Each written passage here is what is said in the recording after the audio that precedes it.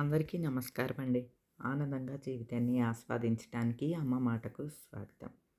ఈరోజు నా పుట్టినరోజు సందర్భంగా ఉదయం లాగ్ అంతా కూడా వీడియో ఆల్రెడీ అప్లోడ్ చేశానండి. పిల్లలు ఎవరు రాకపోవడంతో ఏదో నార్మల్‌గా బర్త్‌డే అని చేసుకోవటం. బర్త్‌డే అని ఏమున్నదండి, ప్రతిరోజు ఇక ఇంతేనండి, ఇలానే ఉంటది.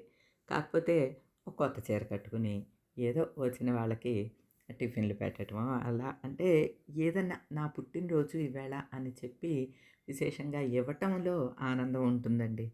అలానే కృష్ణయ్యకి పూజ చేసుకునేటప్పుడు అక్కడ ఒక మామిడి పండు రాలి పడిపోయిందండి. ఒక కాయ రాలి పడిపోయిందండి. ఇలా కవర్తో సహా ఈ కట్టాం కదా, దీంతో సహా రాలి పడిపోయింది. ఇంకా తీసేయాలనుకుంటా. అబ్బా ఇగోండి, ముగ్గిపోయిందండి. అందుకనే అది రాలి పడిపోయింది. కృష్ణయ్య ఆమ్ తిను, ఆమ్ తిను. నీకు మిగతా కాయలు కూడా కవర్లు తీసేస్తాను ఇంకా అన్నీ ఈరోజు తిందు కానీ. అంత బాగుందండి.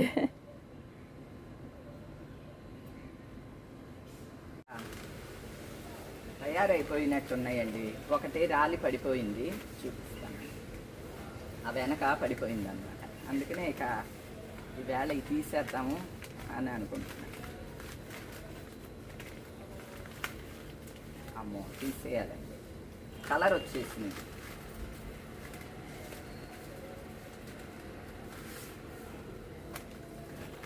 మీరు చూస్తారని ఇదిగోండి, ఇలాగా ఈ కవర్లు కట్టి ఉంచాం కదా, అవన్నీ తీసేస్తున్నాను. కృష్ణయ్య, నీకు ఈరోజు మామిడి పళ్ళు నాన్న, మామిడి పళ్ళే తిను.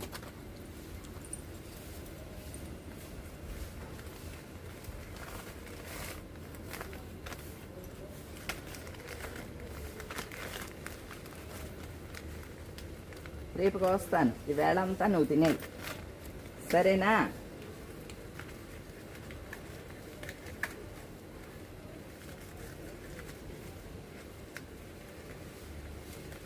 పైన అందవండి, పైన ప్రేమబాబు వచ్చిన తర్వాత ఇప్పించాలి. నిచ్చెన వేసుకుని ఇప్పాలన్నమాట. అవి ఎక్కువ ఇవ్వలేండి, ఓ 50 ఉంటాయేమో అంతే కాయలు.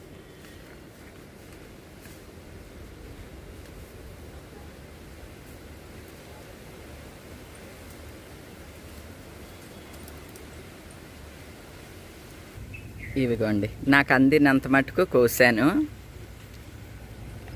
అందినంత మటుకు విప్పాను అన్నమాట కవర్లు. ఇంకా అందకుండా ఉన్నాయండి. ఇదిగునిగి ఇవన్నీ అనుకోండి నాకు అందుతాయి. ఈ అందినంత మటుకు ఓపెన్ చేశాను. ఇంకా అందనే ఉన్నాయి. ఇంకా ఇట్లా కొమ్మలకి, పైన కొమ్మలకి అట్లాగా అందకుండా ఉన్నాయండి. అవి ప్రేమ వచ్చి తీయాలి ఆ కవర్లు, నాకైతే రాదు. అలాగనమాట. నిచ్చెన వేసుకుని తీయాలి ఆ కవర్లు. ఇదిగోండి, ఇటు నుంచి చూస్తే మీకు బాగా కనిపిస్తాయి కాయలు. పెద్ద పెద్ద కాయలండి. బాగున్నాయి, రుచి ఎలా ఉంటుంది ఏమో కానీ పెద్ద రసాలండి ఇవి. చిన్న రసాలు కాదు, పెద్ద రసాలు అన్నమాట. కృష్ణయ్య, ఈవేళ ఈ మామిడి పళ్ళన్నీ తినేనా నువ్వు?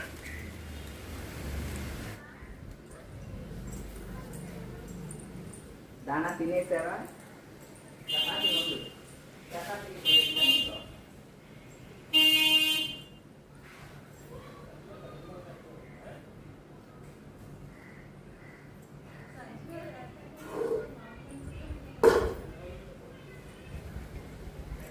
అందరికీ అయితే స్వీట్స్, నీకేమో బెల్లం.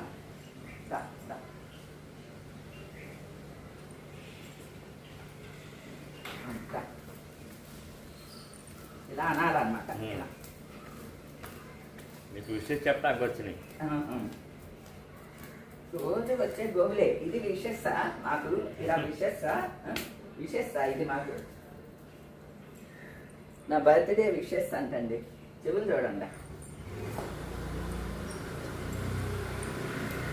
ఏంటి అయ్యింది కదా రానా, మళ్ళీ రేపు రా.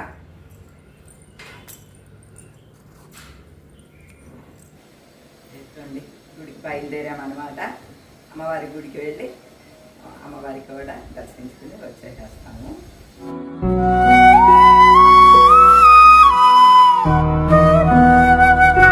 మాంకాళమ్మ తల్లికి చీర పెట్టడం కోసం ఇదిగోండి చీర, జాకెట్టు, కొబ్బరికాయ, తాంబూలము, గాజులు, పుష్పాలు అన్నీ కూడా సిద్ధం చేసుకున్నానండి. మాంకాళమ్మ తల్లికి తాంబూలం ఇది. మేము పర్ణశాల కడుతున్నాం కదండి గొరగనమూడి. ఆ గ్రామంలో ముత్యాలమ్మ తల్లి, మాంకాళమ్మ తల్లి దేవాలయం ఉంటుంది. ఆ దేవాలయం దాటి వెళ్ళిన తర్వాతే మనది పర్ణశాల అనమాట అండి. అయితే జాతరలో అమ్మవార్లకి చీర పెడతానని మొక్కుకున్నాను. నేను ముత్యాలమ్మ తల్లికి మాత్రమే చీర పెట్టానండి. మాంకాళమ్మ తల్లికి పెట్టలేదప్పుడు. చీర పెట్టేసి వచ్చేసాను. ఈవినింగ్ జాతరకి వెళ్ళామనమాట. జాతరకి వెళ్ళినప్పుడు అమ్మవార్లని వీడియో తీస్తున్నా. ఈవిడ ముత్యాలమ్మ తల్లి ఇలా కూర్చునుంటారు. ఇదిగోండి మాంకాళమ్మ తల్లి ఈ విధంగా కూర్చునుంటారు అని నేను వీడియో తీసేటప్పుడు అమ్మవారి చేతిలో చీరలన్నీ టపటపా కిందకి పడిపోయినాయండి. అలానే మకర తోరణం దిగువనున్న మకర తోరణం పడిపోయింది. ఒక చీర ఎగిరొచ్చి నా ముందు పడిందనమాట అండి. నాకు జల్లుమందనమాట ఒళ్ళు. అంటే ముత్యాలమ్మ తల్లికి మాత్రం చీర పెట్టి మాంకాళమ్మ తల్లికి పెట్టలేదు కదా నేను. నువ్వు నాకు చీర ఎందుకు పెట్టలేదు అని మాంకాళమ్మ తల్లి అడిగినట్లు అనిపించిందండి. అంటే నేను అనుకోవటం ఇద్దరు తల్లులకి పెడదామని అనుకున్నా, ఏ తల్లైనా ఒకటే కదా అన్నట్లుగా ఏదో ఓవర్ లుక్ చేసి మంచి చీర ముత్యాలమ్మ తల్లికి పెడుతున్నాం కదా అన్నట్టుగా పెట్టాననమాట. అమ్మో! మాంకాళమ్మ తల్లి అలాగా నిదర్శనం చూపించేసిందనమాట అండి. తల్లి నీకు వెంటనే చీర తెచ్చి పెడతానమ్మా, నీకు కూడా తెచ్చి పెట్టుకుంటాను పసుపు, కుంకుమ అని దండం పెట్టుకున్నాను.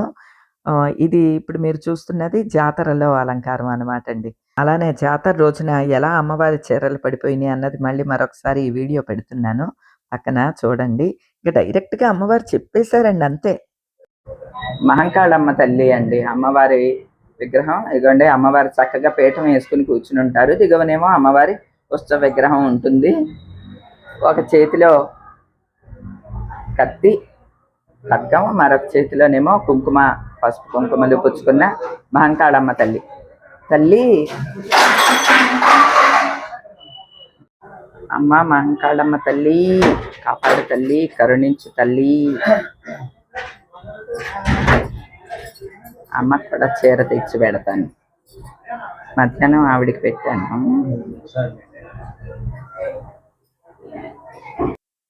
చూసారా అండి తల్లి ఎలాగా ఆ చీరలన్నీ దబదబా కింద పడిపోయినాయో. ఇప్పుడు అమ్మవారికి చీర పెడుతున్నాను అనమాట అండి. ఆ చేతిలోంచి చీరలన్నీ డమడమా కింద పడిపోయినాయండి. కాదు అదే నేను దండం పెట్టుకునేటప్పుడే ఆ చీరలన్నీ కింద పడిపోయినాయి. అమ్మో మాంకాళమ్మ కోపం వచ్చినట్లున్నది, ఆవిడికి చీర ఇవ్వలేదు అని చెప్పి వెంటనే తెచ్చాను అనమాట అండి. అమ్మ తల్లి స్వీకరించమ్మా. చీర, జాకెట్టు, పసుపు, కుంకుమ, గాజులు, తాంబూలం, కొబ్బరికాయ కొట్టిదేనా అండి?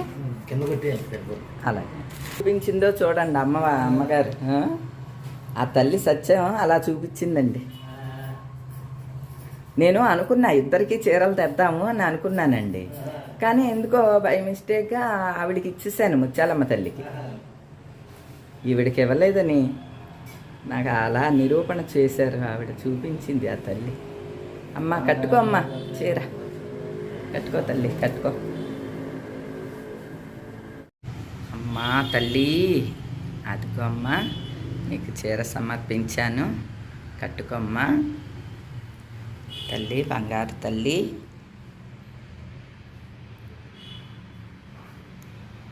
మాంకాళమ్మ తల్లి వెళ్ళొస్తానమ్మా.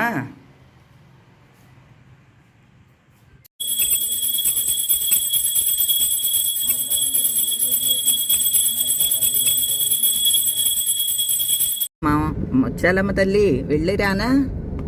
నీకు ఇంత మంచి చోటులో నీకు ప్లేస్ ఇప్పించి పర్ణశాల కట్టుకో అమ్మా అని చెప్పి నేను సాయం చేస్తే నువ్వు నన్ను విస్మరిస్తావా అని మాంకాళమ్మ తల్లి అడిగినట్లే అనిపించిందండి. నిజంగా అండి భక్తిలో ఉండే గొప్పతనం ఏంటో తెలుసా అండి? మనసా వాచ కర్మణ మనం నమ్మి పూజిస్తే మనకి సమాధానం దొరుకుతూనే ఉంటుందండి. ప్రకృతే మనకి ఆ పాజిటివ్‌నెస్‌ని సమాధానం ఇస్తూ ఉంటుంది. ఇది చాలామంది చెప్పే విషయమే. మీకే జరుగుతాయా ఇలాంటియి అని ఎవరన్నా అనుకోవచ్చు. నేచర్ మనకి సమాధానం చెప్తదండి. అది మనం గ్రహించటంలో ఉంటుందనమాట. అలా మాంకాళమ్మ తల్లికి చీర సమర్పించాను. అసలు ఆ జాతర రోజున వచ్చేటప్పుడు కూడా అండి పాట కూడా అమ్మా నీ మొక్కు తీర్చుకుంటాం, మంకాళమ్మ నీ మొక్కు తీర్చుకుంటాం అని ఆ పాట మైక్‌లో వినిపిస్తుంది. ఆ వీడియో కూడా పెట్టానండి. చూడని వాళ్ళుంటే గనక తప్పకుండా చూడండి. ఎందుకంటే అసలు ఆ తల్లి భలే నిదర్శనం చూపించిందండి. ఇదంతా ఏమున్నది మనం అనుకునే దాన్ని బట్టి ఉంటుంది. కాకతాళీయంగా జరిగుంటది అని కొట్టిపడేస్తే ఏమీ ఉండదు గానండి. మనం నమ్మినప్పుడు మాత్రం అండి భక్తిలో తప్పకుండా సమాధానం ఉంటుందండి. ఇక ఇంటికి వచ్చిన తర్వాత మళ్ళీ నా వంట పనిలో నేను పడ్డాననుకోండి. ఈవేళ స్పెషల్ ఏంటో తెలుసా అండి? కొబ్బరన్నం అనమాట. ఈ కొబ్బరన్నానికి ఇంగ్రీడియెంట్స్ ఎక్కువ ఏమీ ఉండవండి. ఈ కొబ్బరి పాలు, ఫ్రెష్ కొబ్బరి చెక్కల్ని గ్రైండ్ చేసి పాలు తీసుకుంటామనమాట. ఉల్లిపాయ, పచ్చిమిరపకాయ, చెక్క, లవంగం, యాలకులు, కొంచెం అల్లం వెల్లుల్లి పేస్ట్. అంతే అండి. ఇంగ్రీడియంట్స్ ఇవే. రైస్ ముందు వాష్ చేసుకుని నీళ్లు తీసేసి ఉంచుకోవాలన్నమాట. సింపుల్గా చేసేయొచ్చండి. ఇవి వేగిన తర్వాత నేతిలో చేసుకుంటే బాగుంటుంది. జీడిపప్పు ఇవి అన్నీ వేపేసుకున్న తర్వాత అల్లం వెల్లుల్లి పేస్ట్ వేసి వేగిన తర్వాత అప్పుడు రైస్ వేసుకుని పాలు వేసుకుని సాల్ట్ వేసుకుని రైస్ కుక్కర్ పెట్టేసుకోవటమేనండి. సింపుల్ అనమాట. ఇది వండుతున్న కొబ్బరన్నం. రైస్ కుక్కర్లోనే డైరెక్ట్గా వండేస్తానండి. ఈ వేగేసిన తర్వాత అప్పుడు రైస్ కుక్కర్ బిగించేయటమే అంతే. ఈ 5 మినిట్సే వంట మనది. పొయ్యి మీద వండేది.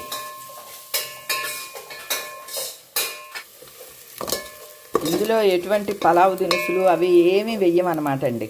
లవంగాలు, యాలకులు, దాల్చిన చెక్క అంతే. అల్లం వెల్లుల్లి పేస్ట్.